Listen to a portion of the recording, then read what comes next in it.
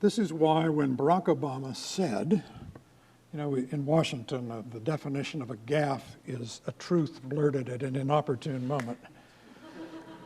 When Barack Obama said in his speech in Roanoke, Virginia, if you have a successful business, you didn't build that.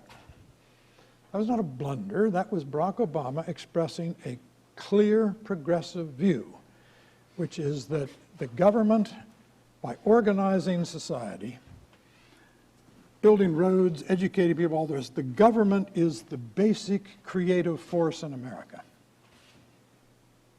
Ted Kennedy once said, all change in America begins at the ballot box. A very clear expression of the primacy of politics and government in change in America. Joe Biden, the gift that keeps on giving, didn't you love it when Lehman Brothers melted down, all the rest of unpleasantness was going on in 2008? Biden said, well, in 1929, when the stock market crashed, President Roosevelt went on television. You can't make Joe Biden up. Anyway, Joe Biden said during the 2008 campaign, he said, every important idea of the last 2 centuries has depended on government vision and incentive. That is, government organizes the important ideas. Government drives all change in America. Now this, it seems to me, is refuted by every page of American history. In the 1790s, a young graduate of this institution went down to Georgia to be a tutor on a plantation, and sitting around the dinner table listening to the planters complain about the problem of separating cotton seed from cotton fiber, this young man named Eli Whitney got interested in inventing a cotton gin. Doing so, he made the plantation system pay, led to the spread of slavery, brought on the Civil War and the modern world, which is rather a lot of change, and it didn't begin at the ballot box. It began in the creative genius of one fellow. In the 1830s, in central Illinois, where men are men and I am from, a young blacksmith got interested in the problem of devising a self-scouring steel plow that could turn the heavy black topsoil of the Midwest. He did. His name is on big green machines all over the world. His name was John Deere. Didn't begin at the ballot box. When Alexander Graham Bell's voice saying, "Watson, come here, I want you," came crackling down that wire, when Ray Kroc drove into the McDonald's Brothers restaurant in San Bernardino, California, and got an idea that became not just a great corporation, but a whole industry, didn't begin at the ballot box. But this is what we're arguing about. Is government, does it exist with limited and enumerated powers, with limited tasks to secure our rights, as our founding document says, or does it have much grander capacities and duties? And what happens when it undertakes to metastasize and intervene in every conceivable side of life? I'll tell you what happens, or I'll tell you what de Tocqueville thought would happen. In Democracy in America, undoubtedly the greatest book written by one country by a citizen of another, he warned against a new kind of soft despotism. He said, looking into the future, it would be more extensive and milder than old despotisms, and it would degrade men without tormenting them. It is absolute, detailed, regular, far-seeing, and mild. It would resemble paternal power if, like that, it had for its object to prepare men for manhood. But on the contrary, it seeks only to keep them fixed irrevocably in childhood. It willingly works for their happiness, but it wants to be the unique agent and sole arbiter of that happiness. It provides for their security, foresees and secures their needs, facilitates their pleasures, conducts their principal affairs, directs their industry, regulates their estates, divides their inheritances, Can it not take away from them entirely the trouble of thinking and the pain of living? So it is, de Tocqueville went on, that every day it renders the employment of free will less useful and more rare. It confines the action of the will in a smaller space and little by little steals the very use of free will from each citizen, reduces each nation to be nothing more than a herd of timid and industrious animals of which the government is the shepherd. Now, you wonder why temperatures are high in America today, why the partisanship is intense. It's because the stakes are high. And the stakes are high. To tell you why, let me invite you in the conclusion to come back with me to a crime scene. The crime occurred in April 1934. The New Deal was in power.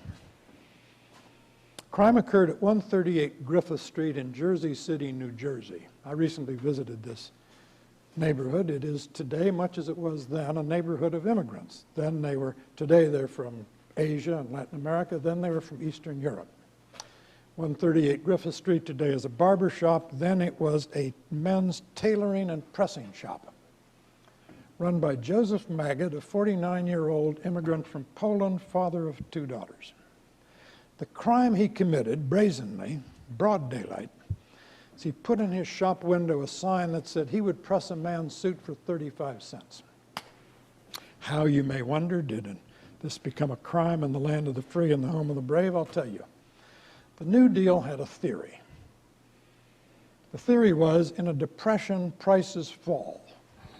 Therefore, historic non sequitur, therefore, they said, we will have a recovery when prices can be forced to rise.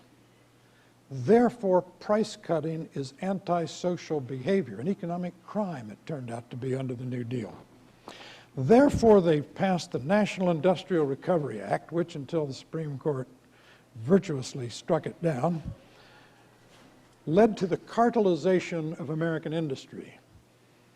The National Recovery Administration, run by a man named General Hugh Johnson, huge admirer of Mussolini and a terrible man in every particular.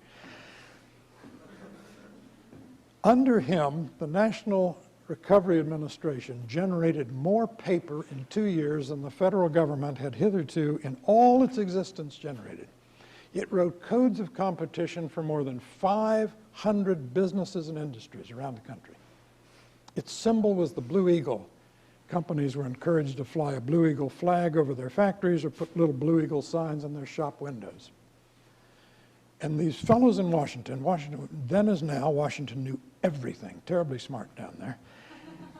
And they said the proper price, we just know these things, the proper price for pressing a man's suit is 40 cents. Well, Mr. Magid had committed a 5-cent crime, for which he was prosecuted. He was fined $100. Doesn't sound like much, but the median family income that year was $1,500, and sentenced to a month in jail for the economic crime of price cutting. Well, after 3 days in jail, the judge thought this was highly amusing and a teachable moment, so he remitted the fine and canceled the sentence and hauled Magid back into court, where, according to the New York Times, and I'm quoting, the judge gave him a little lecture on the importance of cooperation as opposed to individualism. Duly chastened, Mr. Magid left the court, and with the New York Times in tow, he went back to his shop where he removed the criminal sign committing his nickel crime and put in its place the Blue Eagle. And the New York Times reported the next day, Mr. Magid, if not quite as ruggedly individualistic as formerly, was a free man once more. Well, as a free man if you define freedom as embracing a government propaganda symbol under the threat of fine and imprisonment. Some of us don't. But this is what happened when the government decided it knew everything. It was the creative engine of society, and it should organize all human relationships. Of course, to do this, you have to run roughshod over the constitutional system. When the founders went to Philadelphia in the summer of 1787, they did not go to devise an efficient government. The idea would have horrified them. They wanted a government safe enough to secure our rights, to which end they created a government full of blocking mechanisms. 3 branches of government, 2 branches of the legislative branch, vetoes, veto overrides, judicial review, supermajorities, all kinds of ways to slow it down. And yet, I can think of nothing the American people have wanted intensely and protractedly they didn't get. But to make it work, you have to have concurrent majorities. A majority in the House with its distinctive constituencies and electoral rhythms, a majority in the Senate with different constituencies and electoral rhythms, a presidential majority in case what the Congress passes is vetoed, and a Supreme Court majority of 5 in case the constitutionality of what Congress does is challenged. It's hard. It's supposed to be. Whenever you hear people talk about Congress being dysfunctional, you can be sure, A, it's functioning pretty much as Madison intended, and B, the editorials get written and the brows get furrowed and the seminars get convened on dysfunctional Washington whenever a liberal agenda is being slowed down. You don't hear this when a conservative agenda of a conservative president is being slowed down. Hence, the progressive impulse. Raise the debt ceiling. 4 leaders of the Democratic Senate, Schumer, Reid, Durbin, and Patty Murray, recently sent a letter to the president saying, use executive unilateral action. They can't locate where this might be in the Constitution. Do it anyway. Just raise the debt ceiling unilaterally. All 4 of those people, Schumer, Durbin, Murray, and Reid, all 4 of them in 2006 voted against raising the debt ceiling. Do something about assault weapons. Don't wait for Congress. We have an emergency. Just do it. Or as the president said during the 2012 campaign, we can't wait.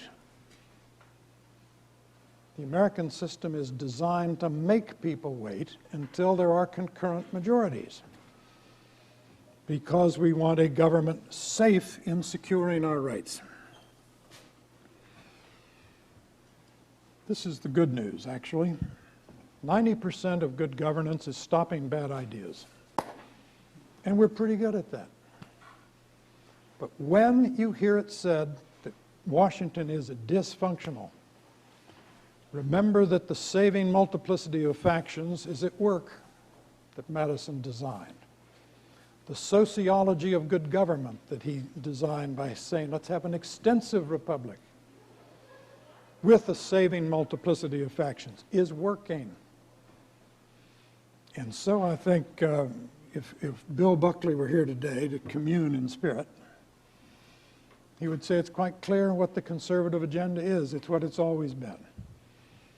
It is to affirm the virtues of limited government, A, because it secures our rights, but B, also because, and as we go back to Tocqueville's warning about the effect on national character of a soft despotism.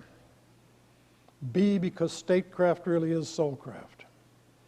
The kind of government you have will eventually change your habits, mores, customs, and dispositions, and will have a consequence. So what we're arguing about today is not just the kind of regime we have. That's a big enough thing to argue about. We're arguing about the kind of character we ought to have. We're arguing about soulcraft in this country, which again is why the temperature is high, and again why I'm delighted there is a William F. Buckley salient of values in this otherwise inhospitable environment. On which note I shall subside. I hope I've stirred a thought or two on your part, and I thank you for inviting me to share my anxieties.